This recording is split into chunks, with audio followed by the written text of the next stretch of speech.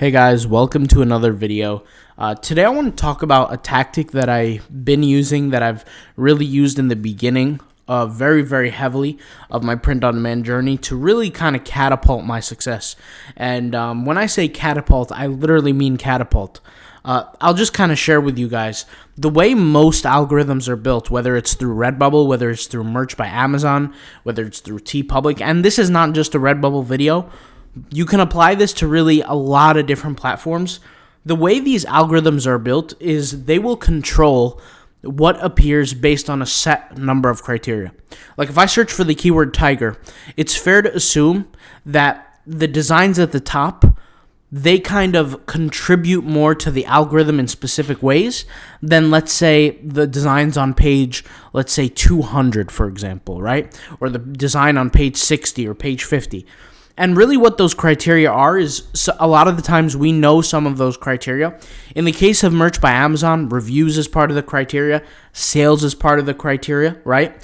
For Redbubble, sales is part of the criteria. The number of favorites a design gets is part of the criteria, hence why we use the favorite tool, the favorite bot. Another part of the criteria is relevancy based on keywords, and that's for almost every single platform: Redbubble, merch by Amazon, Teepublic. All these different platforms, right? They have certain criteria.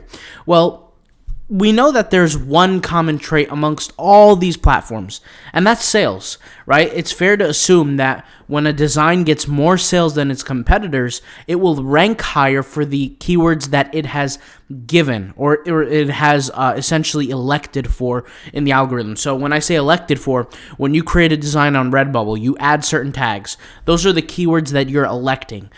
When you go to merch by Amazon and you add certain keywords, certain tags in your title, in your brand name, in your, whatever it is, those are certain keywords that you're going to go for. That's what you're electing for. So a lot of the times the algorithms will know exactly what keyword you rank for, right? Like what keyword you'll be indexed for, but they're not going to exactly put you in the high ranks because your sales and other criteria hasn't really allowed you to do so. Well, something that I would do is I would go on competitive niches on purpose. And this is really, if you think about it, this is a guide on how to generate sales in the competitive niches. What happens is I would go to competitive niches on purpose, and I would elect for the competitive keywords on purpose. I've actually done this with Redbubble a few times. Do I recommend it for everybody? No, it just happens to work for me because of the situation that I was in, and I'll explain what that situation was. A lot of people don't know this, but I run a lot of blogs, a lot of websites outside of, print on demand. That's actually how I make my money day to day. I have a number of blogs. I have a treadmill blog, which is like a review website. I own a blog on mental health, depression, self-help, things like that. And then a host of other blogs. I actually have a portfolio of over 64 blogs, and about 20 of them are currently inactive. When I say inactive, they're not really competitive, but 40-something are generating traffic on a daily basis. Some are small, some are big, just different levels. But this is blogs essentially that I've been building for the past 7 years of my life. So it's been a lot of work. I'm not going to sit here and act like it was done overnight. A lot of work. Basically, my whole career is what I've been working on these blogs, and they create passive income for me. After I sold the clothing company, I knew that, I kind of fell into a depression because my income, yes, even though I did sell a company, went from a large amount to zero. There was no passive income. There was nothing. I was just, yes, I had money in the bank account, but still there was no income coming in.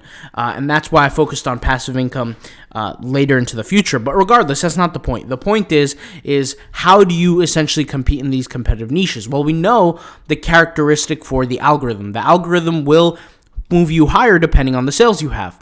Well, a lot of people don't have sales. So one of the best hacks, or one of the best things that you could do, is you can generate an influx of traffic from other platforms. Now, we can sit here and list what those other platforms are. In fact, we actually could go over here to a whiteboard and talk about these other things, and I might as well go ahead and do this. Let me go ahead and type in whiteboard here. Free online whiteboard tutorial point. And I'll just show you guys like number, and these are not in range from importance. These are just random listed. So you have blogs, for example, and this is one of the things that really, really helped me out is I would have a mental health blog, and I still have that mental health blog till today. It gets over 30,000 visits a month. That mental health blog, and it's been like that for the past 2 years. I haven't added a single article to that website, but that mental health blog, on each post page, I would put like a little ad on the right side. And it would be a picture of some merch that I was selling, whether it be through Merch by Amazon, whether it be through Redbubble, whatever. And actually, in Redbubble, I have 2 shirts right now that are in the top. One of them is in the 300,000 range in terms of results. Another one is in 640,000 range. That is at the top, literally in the top 5 selling every single day. I get sales on it every single day in the mental health space. So what will happen is I'll get traffic to my blog, and that traffic will eventually see those posts, right? And when they see those posts, they're going to see the ad on the right-hand side. And for those who want to know, the article kind of looks like this. Like, this is the web page. Here's the header. The logo right in the middle. Then you have like some text here with the actual article stuff, some images, whatever. And then on the right is when you have the t-shirt, right? I'll just draw like a little stick figure to show what I'm talking about with a button that says something like buy now or order now, something like that. And that page will take them to either Redbubble merch or like Teepublic or whatever it is. I personally don't do this with Teepublic. I don't need to. Teepublic is a great way to produce income on its own, but I don't do this for Teepublic. But usually for Redbubble or Merch by Amazon, I don't do Merch by Amazon anymore. You guys know the whole story behind what happened there. But Redbubble is my what I do now, and basically that traffic, whoever happens to be interested, end up joining it through Redbubble. And you guys, like I said, it doesn't have to be Redbubble. You guys could do this through merch. You could do this really through whatever. And when you end up generating sales for that specific design, let's just say on the tiger niche, let's just use this example. Let's say instead of page 2, let's actually go to page 20. Let's go ahead and type in page 20. Or 29, whatever, good enough. Page 29. Let's say you're on page 29. This is your design, right? What you're going to do is you're going to promote this specific link. So whenever they come visit, they're going to see this specific product, right? And they know what product they're expecting. And what you're going to do, they're going to end up purchasing the product. The more sales that product gets, when people search the word tiger through the search, you're not going to be on page 29 anymore. You might be on page 18. Over time, you might end up on page 12, and then on page 6, then on page 4, then on page 2. Mind you, these are very competitive niches, but you're going to move the ranks up fast because you're generating those sales from outside. So it doesn't actually have to be a blog. That's just one of the ways that I was doing it. Another super, super effective way is through Instagram. Now, I'll produce a few videos in the future about Instagram, and I've produced a few in the past. But essentially, for those who don't know, and I'll just whip it out here, you have Instagram.com. You have igbots.org, you have bots and apps. Let's go ahead to bots and apps. Basically, these are services that allow you to grow on Instagram without the hassle of growing organically. When I say organically, you don't need to just post a photo and wait to see what happens. You can actually gain followers by engaging with those followers. Now, I've already said that you can't do it manually. It's not that you can't do it manually.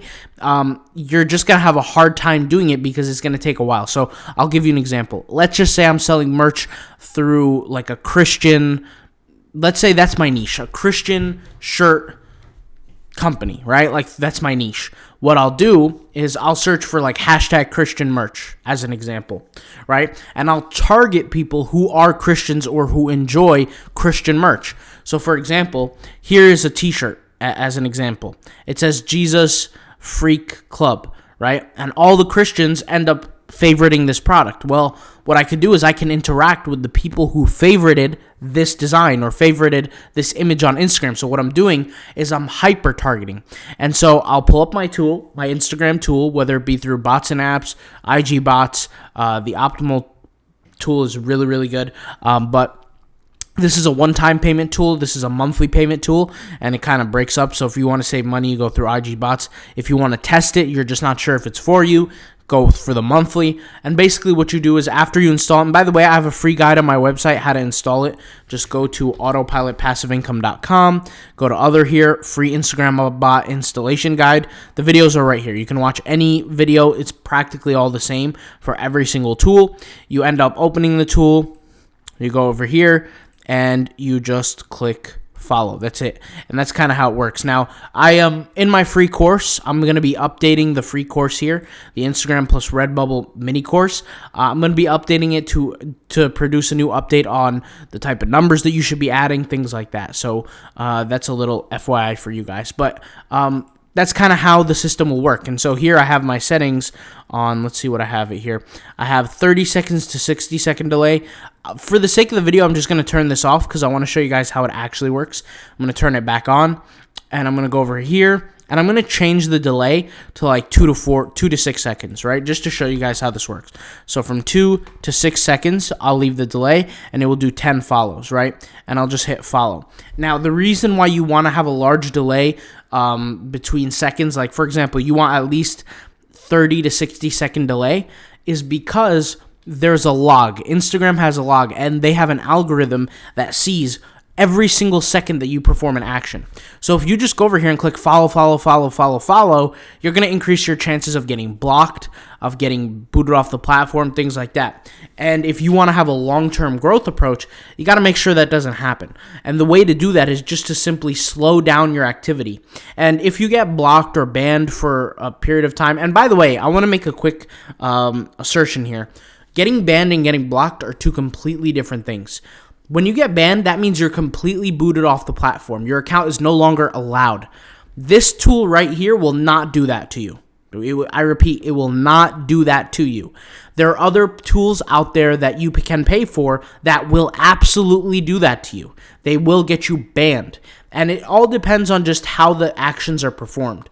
And I can tell you, like I said, I've used this tool for years, it will not, I repeat, it will not get you banned. Any other tool will get you blocked and banned. So what is being blocked? Blocked is simply means you're doing too much. You're going too fast. So you need to slow this down, right? So instead of 2 to 6 seconds, you type, for example, 30 to 50 seconds or 30 to 60 seconds or, whatever you want to set as the numbers. Like I said, I'm creating a free course for this. So if you guys want to check it out, I'll let you know when it's released.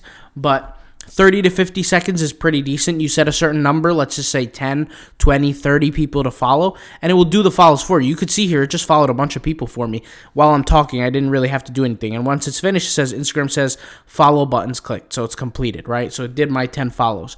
And now I just interacted with 10 people who happen to be interested in Christian-related merch. Now what that does for me is people are going to go to my profile, they're going to see something Christian related, and they're going to want to see, okay, let me check out the merch. Let me check out whatever product, right? And obviously, this relates to you have to create content around Instagram that people are actually going to care for and that actually makes a difference. And that's why targeting is important too. You got to find the right people to target. They'll click on your link. Hopefully, it will take them to the right product because you have to set up the link. And guys, I'm speed talking here. You guys get the point. But you have to find the right image, the right product, and then you promote it. And that's just one way through Instagram. And this is a controllable method. The reason why I don't do advertising is because let's just say I pay for ads. Well, we have a CPM, right? Cost per milli. Milli just means 1,000 impressions. And so what 1,000 impressions could end up costing me $6, $7, $8, $10, $12 for 1,000 impressions. Now, 1,000 impressions seems like a lot, but it's not even a view. It's just literally you pop up in people's screen. They might not even interact with you. Or you can choose to CPC, cost per click. So you pay per click as opposed to cost per 1,000 impressions. So a cost per click, that could be 4, 5, 2, 3, just depends on your niche, dollars a click. Now, click doesn't mean a purchase, and this is why the whole point is why I use the bot as opposed to advertising. Because if I'm using the bot, I can get 60 to 100 clicks a day, 50 clicks a day, 30 clicks, even 20 clicks a day, and I'm not paying nearly as much. I'm paying I'm not even paying. I pay once for the tool, and that's it. I don't have to pay per click, if that makes sense. And I get to use the tool as much as I want to. Now, that's the reason why I don't do the advertising. Now, I also don't do the regular organic growth. I'm not going to take a photo, post it, right? And I'm not going to just sit there and wait for people to find it, because it's not going to happen. You guys can do this and test it yourself. Create an Instagram account that nobody knows you on. 0 friends, 0 family, nobody. And create a post, add all the hashtags, make sure it's the best post, make sure it's the best absolute image. No, you know what you're going to hear? Crickets. There's nobody who's going to come. There's nobody who's going to engage. There's nobody who's going to follow you. And more importantly, there's nobody who's going to click on your link. The more clicks you get, that's how you know it's working, right? And you can actually track this through Redbubble. The Redbubble, they have an algorithm, not an algorithm, a dashboard, an analytics dashboard that you can see who's clicking. You can see if they're coming from social media, they're coming from organic, they're coming from direct, right? You can see those things. And so just go on the dashboard, and after you use the tool, if you see people clicking, then you know it's working for a fact. And at that point, it's just a matter of time until you get the sale. So that's just something I figured I'd say. So Instagram is one of those ways. Blogging is one of those ways. Blogging is really, really powerful, but it takes significantly more effort than Instagram.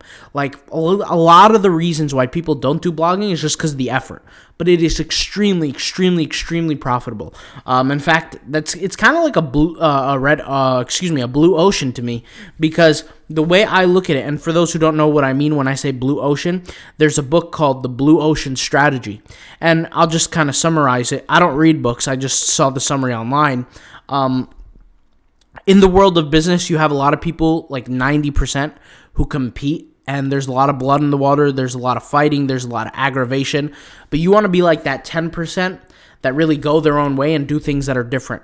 When you use blogging or Instagram, this is what's referred to as a blue ocean in print on demand. You got to think, there are over 1 million sellers on Redbubble. How many people do you logically think are doing stuff like this? Not even 1%, not even 0.5%, not even 0.1% are doing this, right? Because 0.1% of 1 million is what? Or excuse me, what's 1% of a million? Well, let's take it back. What's 10% of 1 million? 100,000. What's 1% of 1 million? 10,000, right? Maybe my math is wrong, but I think it's 10,000. Then what is 0.1% of 1 million? That's 10,000. You got 1,000 people. Maybe 0.1% are doing this, but not that many. I would say it's rare that they're doing this, because I remember when I made the video, there was not a single human being talking about this on YouTube, not a single person. I was the first person to introduce this to YouTube, and then other people started talking about it. But with that being said, not too many people knew about this, if any. So I was talking about this before, and I think I introduced this concept like 3 years ago when people were doing this. And this was like kind of a behind the scenes kind of thing. But once again, so Instagram, blogging, you have Pinterest. If you're good at Pinterest. Now, Pinterest is interesting because I started doing Pinterest when I would say maybe around January. I started doing Pinterest. And at first I didn't get it. I didn't get how it works, but then it got really, really easy to me over time. I started to learn different tricks, different tips, and I haven't talked about Pinterest on this YouTube channel. I don't plan on talking about it right now. It's still something that I work on every single day, but it generates me a very good amount of sales. It is not as passive as people think it is. Like, it's not something where you just put up a post and then you just sit back for a month and you sit back and enjoy traffic every day. It doesn't really work that way, but it's still pretty decent. I mean, it works pretty decent, but this is just one of the ways. Instagram, blogging, Pinterest, etc. For people, I know a lot of people are going to say, well, I don't have the budget to start a blog. I don't have the budget to do Instagram. What should I do? Well, you got to think of it this way. You go to an Instagram bot tool. You can pay $20 a month, right? Which I'm not sure what parts of the world people are watching me from, but $20, I mean, pretty much everywhere is not that expensive. Your cell phone costs more than $20. Your coffee costs more than $20. I can list so many things. It's really not that expensive. I would say if you are struggling with income and you want to make print on demand a real thing, then don't do any of this. Just straight up grind. But it's going to take you longer, obviously, but it's still possible. You don't have to pay for any of these tools. You can sit there and do it manually, obviously, but you got to ask yourself again, be logical, how often can you do it manually? Like, I know some people say, I'm going to do this manually, and then they sit there, and after 2 days, they're done. They're not going to do it every morning. They just quit. So you got to be logical. For me, I'm not going to sit there and waste time clicking on a button. Meanwhile, I could be thinking about things of how to make money, how to generate profits, and time is money, and I'm not going to sit there and waste my time, like I said, clicking on a bunch of buttons to save $20 or $10. Meanwhile, I can go out there and make thousands of dollars a week, a day, whatever the case is. Probably not with print on demand for a day, but definitely for the weeks. If we're doing other businesses, then yeah, completely the case. I can make thousands of dollars a day with blogs, but with that being said, like I said, that does take time. So for me, you gotta ask yourself, where is your money best invested? For some people, they're not ready for a tool like this. And I've said this before, when you go with stuff like this, whether it be Instagram or starting a blog and you have to pay for the hosting, you got to pay for maybe you're going to use a content writing tool that's going to make your life easier. You're going to pay for different things. That's just normal. You're going to pay for a domain name. You're going to pay for different things. You're getting into business because you want to make money. It's going to cost you something. Now, like I said, you can go free routes. There are different things that you could do for free. And you could get somewhere, but you're not going to get crazy far. You're not going to be able to develop a full-time income without investing anything. It's just the way it is. But like I said, everybody's at different levels. And so if you can't afford something right now, I would say sit back and wait. The best thing you can do is invest in yourself and learn as much as you can so that once you finally do get some money, you know exactly what to do with it. And that's actually more important than just spending frivolously. You want to know exactly what you're spending on. You want to make sure everything is calculated. I remember when I started my first business, I didn't have that much money. The only thing I could afford was the inventory of the product. If you guys remember, I said I had a clothing company. Well, that clothing company, I would buy the clothing overseas. I would buy it from China, from Philippines, from India, and it would be shipped to me. Well, after I spent that money, there was no more money left, so I had to start to get creative. I couldn't afford softwares. I couldn't afford things like that. I was lucky enough to pay for a website, but even the website domain name, I actually spelled it incorrectly. I couldn't just go back and buy another domain name. I didn't have the money. I didn't have the $12 to pay for a domain name. That's where I started to get creative. I started to think about different ways that I could grow without investing a lot. And for me, if at the very, very beginning, before I started jumping into SEO and things like that, if somebody showed me a tool that I could pay $20 a month for and make money back every single month, it would be a miracle to me. At the time, I didn't know about this kind of stuff. It didn't exist. It existed. I just didn't know about it because almost nobody was talking about it. And when I say nobody, there was nobody talking about it. There's no YouTube videos. There was none of that. So even if there was, I wouldn't even know where to go. But regardless, you want to be smart with how you're investing your money, right? Like this tool is $119, but you don't pay monthly. So you own it forever. You could use it on many accounts as you want. You set it up that way. This tool, you pay $19.99 a month. You use as many accounts as you want. Or you could set up a blog. Now, that blog will cost more because you got to pay for hosting, right? You might end up paying like $100 for hosting. You're going to pay $12 for your domain or $14 for your domain name. You might pay for a few extensions here and there, a few different tools. Let's say you pay for a writing tool that writes articles for you. You might be $200-$300 in the project before you even start. So, like I said, you want to be smart with what you're investing in, but essentially, the takeaway from this video is to compete in these really, really high niches of a lot of results. You can do it, but it's going to take a little while. You have to be aware of that. That's first off. Second off, the way it's going to be done is you're going to have to give an influx of traffic from other sources other than Redbubble. Like, if I create a tiger design, I could sit back for a year and have that design sell once or twice because of the amount of results that are there competing, right? But if I'm doing it my way, within that course of a year, I can navigate my way to the top, at least in page 1, versus instead of being on page 2 or 10 or 50 or 90, right? I could be on at least page 1. I could be at least getting 10 to 20 sales a month on it. as opposed to being at the very, very top, which is difficult in the beginning. But in the course of a year, I could probably get to the top with no problem. So I just figured I'd say this because there are ways that you can compete at the top. You just have to kind of be a little bit creative, step outside of the box. So hopefully this video helps some people out. If you guys have any questions, put them in the comments. I'll try to answer. I've been super busy. I know I haven't answering the comments as much recently, but I'll try this video to answer as many comments as I possibly can. And every video that I mentioned, like the bots or something like that, I'll leave the affiliate links in the description box down below, all right? I'll talk to you guys later. Thank you guys for watching. Peace out. Bye.